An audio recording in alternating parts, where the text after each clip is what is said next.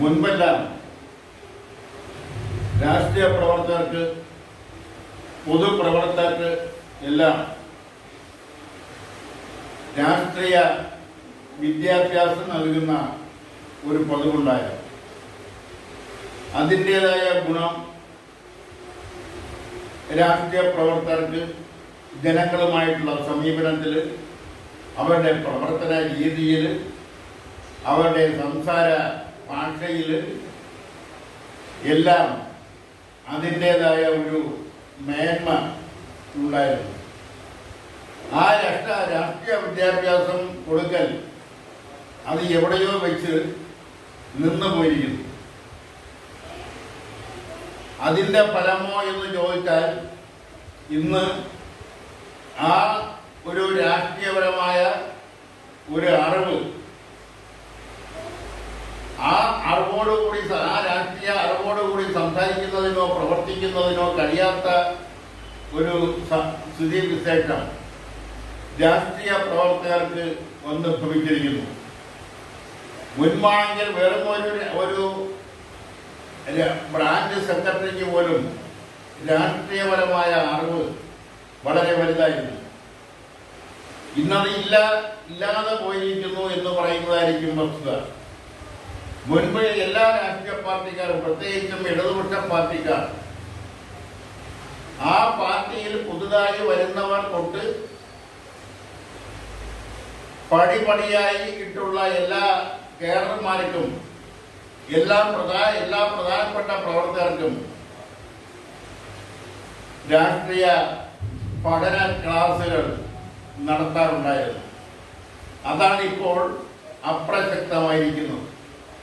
അതുകൊണ്ടാണ് പലപ്പോഴും പല രാഷ്ട്രീയ പ്രസംഗങ്ങളും പല ജാഥയിൽ ഉയരുന്ന പല മുദ്രാവാക്യങ്ങളും പല പ്രവർത്തികളും അതിര് വിട്ടുപോകുന്നു. അത് ജനങ്ങളുടെ മുന്നിൽ എത്തുമ്പോൾ അത് പലപ്പോഴും അപഹാസ്യമായി മാറുന്ന ഒരു സ്ഥിതിവിശേഷം ഇന്ന് നിലവിലുണ്ട്. മുമ്പെല്ലാം ഇടതുപക്ഷ രാഷ്ട്രീയ പ്രസ്ഥാനങ്ങളുടെ മുഖപത്രങ്ങൾ, ആ മുഖപത്രങ്ങൾ കൈകാര്യം ചെയ്തിരുന്ന വ്യക്തികൾ, ഉദാഹരണമായി പറഞ്ഞാൽ EMS പത്രാധിപരായിരുന്ന ചിന്ത, അത് ഇടതുപക്ഷ രാഷ്ട്രീയക്കാരെ സംബന്ധിച്ചിടത്തോളം മാത്രമല്ല, മറ്റു രാഷ്ട്രീയ പ്രസ്ഥാനങ്ങളിൽ പ്രവർത്തിക്കുന്നവർക്കും അതൊരു രാഷ്ട്രീയ അധ്യാപകനായിരുന്നു. അതുപോലെ തന്നെ NE ബൽറാം പത്രാധിപരായിട്ടുള്ള നവയുഗം, K ബാലകൃഷ്ണൻ പത്രാധിപരായിട്ടുള്ള കൗമുദി തുടങ്ങിയ രാഷ്ട്രീയ പ്രസിദ്ധീകരണങ്ങൾ, ആ പ്രസിദ്ധീകരണങ്ങൾ വായിക്കുന്നത് ഇടതുപക്ഷക്കാർ മാത്രമല്ല, ഇടതുപക്ഷ ചിന്താഗതിക്കാർ മാത്രമല്ല, വലതുപക്ഷ ചിന്താഗതിക്കാരും മറ്റ് രാഷ്ട്രീയ പ്രസ്ഥാനങ്ങളിൽ വിശ്വസിക്കുകയും പ്രവർത്തിക്കുകയും ചെയ്യുന്നവരുമെല്ലാം ആ പ്രസിദ്ധീകരണങ്ങളെയെല്ലാം ഒരു രാഷ്ട്രീയ അധ്യാപകനായിട്ടാണ് കണ്ടിരുന്നത്. EMSന്റെ ചോദ്യവും ഉത്തരവും K ബാലകൃഷ്ണന്റെ പത്രാധിപരോട് ചോദിക്കാം തുടങ്ങിയ പന്തികളെല്ലാം ഇന്നും അമൂല്യ വസ്തുക്കളായി സൂക്ഷിക്കുന്നവരുണ്ട്. അതുകൊണ്ടുണ്ടായ നേട്ടം എന്ന് പറയുന്നത്, പൊതുരംഗത്ത് അതുകൊണ്ടുണ്ടായ മേന്മ എന്ന് പറയുന്നത്, അന്നത്തെ രാഷ്ട്രീയ പ്രവർത്തകരെല്ലാം ജനങ്ങളുമായിട്ടുള്ള അവരുടെ ബന്ധം, അവരുമായിട്ടുള്ള അവരുടെ നിത്യവുമുള്ള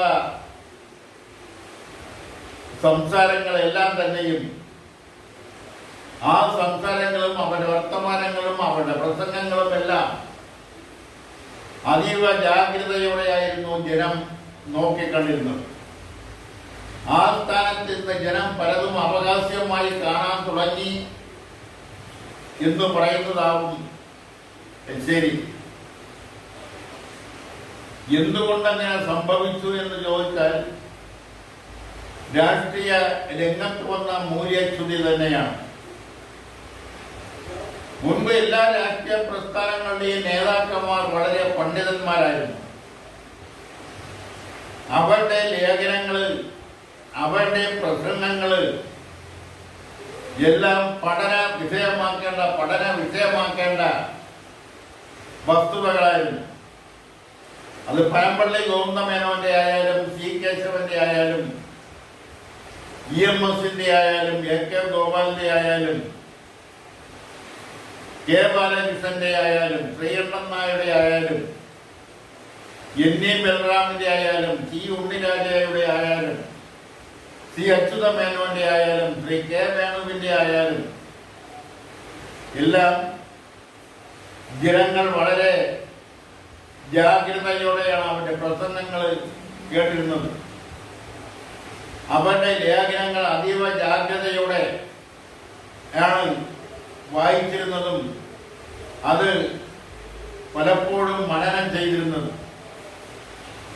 ഇന്ന് ആ രീതിയിലുള്ള ഒരു ലേഖനങ്ങൾ വായിക്കുന്നതിനോ അത്തരം പാണ്ഡിത്യപരമായ നിലപാടുകളുള്ള പ്രസംഗങ്ങൾ കേൾക്കുന്നതിനോ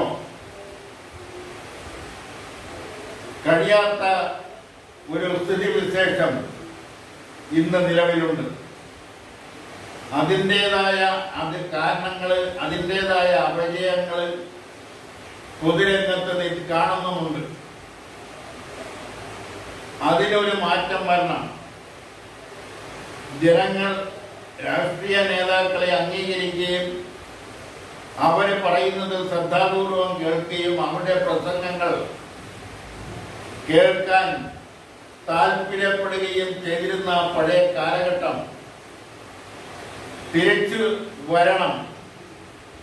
അത് നിലവിലെ രാഷ്ട്രീയ നേതാക്കളുടെ പ്രവർത്തനമോ അല്ലെങ്കിൽ സംസാരമോ പ്രവർത്തന രീതിയോ പ്രസംഗങ്ങളോ അല്ലെങ്കിൽ അവരെഴുതുന്ന ലേഖനങ്ങളോ കൊണ്ടാവണം അതെല്ലാം തിരിച്ചു വരേണ്ടത്. ഇന്നൊരു രാഷ്ട്രീയ പാർട്ടിയുടെ മുഖപത്രങ്ങളിൽ വരുന്ന വാർത്തകൾ, ആ വാർത്തകൾ ആ രാഷ്ട്രീയ പ്രസ്ഥാനങ്ങളുടെ സജീവ പ്രവർത്തകർ പോലും വിശ്വസിക്കാത്ത ഒരവസ്ഥയുണ്ട്. അതിൽ വരുന്ന ലേഖനങ്ങളുടെ നിലവാരമില്ലായ്മ, ആ നിലവാരമില്ലായ്മ കാരണം ആ ലേഖനങ്ങളുടെ പ്രാധാന്യം ജനങ്ങളുടെ മുന്നിൽ വളരെ വില കുറഞ്ഞതായി മാറിക്കൊണ്ടിരിക്കുന്നു. ഇതിനൊരു മാറ്റം വരണമെങ്കിൽ പഴയതുപോലുള്ള രാഷ്ട്രീയ പഠന ക്ലാസുകൾ, രാഷ്ട്രീയ പഠന ക്യാമ്പുകൾ അത് ഉദ്ദേശശുദ്ധിയോടെ നടത്തുക തന്നെ വേണം. നേതാക്കൾക്ക് തങ്ങളുടെ കൂടെ ആളുണ്ടെന്ന് ബോധ്യപ്പെടുത്താനോ അത് ജനങ്ങളുടെ മുന്നിൽ ഷൈൻ ചെയ്യുന്നതിനോ മറ്റ് പ്രസക്തികൾ ഉണ്ടാക്കി കൊടുക്കുന്നതിനോ നേതാക്കൾക്ക് വേണ്ടിയോ അവരത് പഠന ക്ലാസുകളും പഠന ക്യാമ്പുകളും നടത്തുന്നു. അത് പ്രവർത്തകരെ രാഷ്ട്രീയ പ്രവർത്തന രംഗത്ത് പ്രാപ്തരാക്കുന്നതിനും അവർ ജനങ്ങളുമായി നിരന്തരം സംവദിക്കുന്നതിനും അവരുടെ സംശയങ്ങൾക്ക് വ്യക്തമായ ഉത്തരം നൽകുന്നതിനും എല്ലാം വേണ്ടിയുള്ളതാവണം പഠന ക്യാമ്പുകളും പഠന ക്ലാസുകളും. അല്ലാതെ ആർക്കും നേതാവാകുന്നതിന് വേണ്ടിയോ അവർക്ക് മാധ്യമങ്ങൾ വഴി പരസ്യം ലഭിക്കുന്നതിന് വേണ്ടിയോ ആവരുത്. അവിടെയെല്ലാം മൂലാധിഷ്ഠിത രാഷ്ട്രീയം കൈവിട്ടു പോകാതിരിക്കാൻ നഷ്ടപ്പെട്ടു പോയി എന്ന് സാധാരണ ജനങ്ങൾ അല്ലെങ്കിൽ ജനം വിശ്വസിക്കുന്ന മൂലാധിഷ്ഠിത രാഷ്ട്രീയം വളരെ സാവധാനത്തിലെങ്കിലും തിരികെ കൊണ്ടുവരുന്നതിനുള്ള കർമ്മ പരിപാടികൾ ആവിഷ്കരിച്ച് രാഷ്ട്രീയ പ്രസ്ഥാനങ്ങൾ അത് തിരികെ കൊണ്ടുവരുന്ന, പ്രത്യേകിച്ചും ഇടതുപക്ഷ രാഷ്ട്രീയ പ്രസ്ഥാനങ്ങൾ ആ രംഗത്ത് ആ കാര്യത്തിൽ രൂപരാവണം, ജാഗ്രത പുലർത്തണമെന്നാണ് ഈ അവസരത്തിൽ പറയാനുള്ളത്.